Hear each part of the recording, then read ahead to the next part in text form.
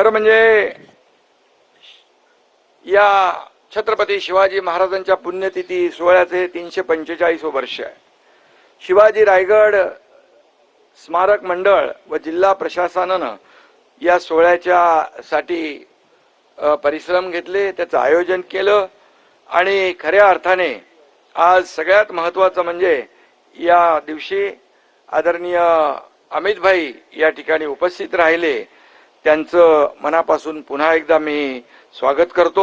याच रायगडावर महाराजांचा राज्याभिषेक झाला आणि याच रायगडाने आपल्या प्राणप्रिय राजाचा शेवटचा दिवस देखील पाहिलेला आहे.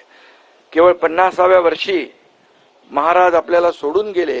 जर आपण विचार केला आणखी 20-30 वर्ष महाराज असते तर या देशाची परिस्थिती काय असती, या देशामध्ये इतिहास देखील बदलला गेला असता. पण दुर्दैव आहे आणि म्हणून थोरल्या छत्रपती शिवाजी महाराजांनी स्वराज्याचं तोरण बांधलं नसतं तर आपण आजही गुलामीत खितपत पडलो असतो.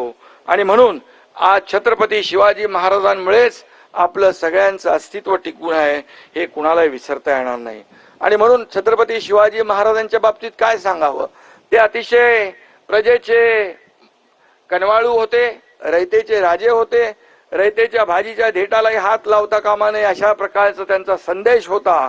आणि त्याचबरोबर ज्या ज्या ठिकाणी अन्याय होत होता त्या त्या ठिकाणी मग कधीही कुणा आप्त असो दुसरा असो त्याला तात्काळ जागेवर शिक्षा देण्याचं फरमान देखील छत्रपती काढायचे. आणि म्हणून मी आज एवढंच सांगतो की छत्रपती शिवाजी महाराज हे भारतीय आरमाराचे जनक होते. आपल्या नौदलाच्या ध्वजावर देखील आता शिवरायांचं प्रतीक आहे आणि त्यासाठी आदरणीय प्रधानमंत्री मोदीजींचं मी अभिनंदन करतो, गृहमंत्री अमित भाईंचं अभिनंदन करतो. खरं म्हणजे मोदीजी जेव्हा आले होते तेव्हा देखील त्यांनी शिवरायांचं अतिशय अभिमानाने या ठिकाणी उल्लेख केला. आणि म्हणून आज छत्रपती शिवाजी महाराजांचा इतिहास जो आहे 7 समुद्रापलीकडे पोहोचला आहे. आज अगदी आपण पाहतो की रशियामध्ये सुद्धा शिवजयंती होती आहे. काश्मीरमध्ये कुपवाडा या ठिकाणी शिवाजी महाराजांचा अश्वारूढ पुतळा उभा राहिला. देवेंद्रजी मॉरिशसला गेले, तिकडे पुतळा उभा राहिला. आज खूप मोठ्या प्रमाणावर आज अफजल खानाचा कोतळा ज्या वाघनखाने काढला तो वाघनख देखील आपण आणली आहे आणि वाघनख ब्रिटनहून आणली.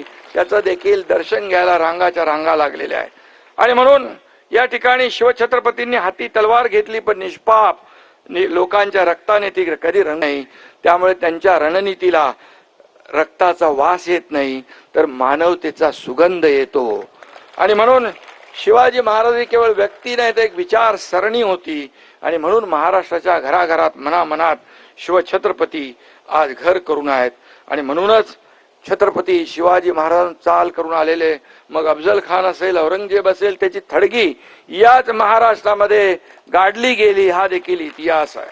आणि म्हणून ही विषवल्ली या महाराष्ट्रामध्ये कुठेही वर येणार नाही, ती ठेचून काढली जाईल हे देखील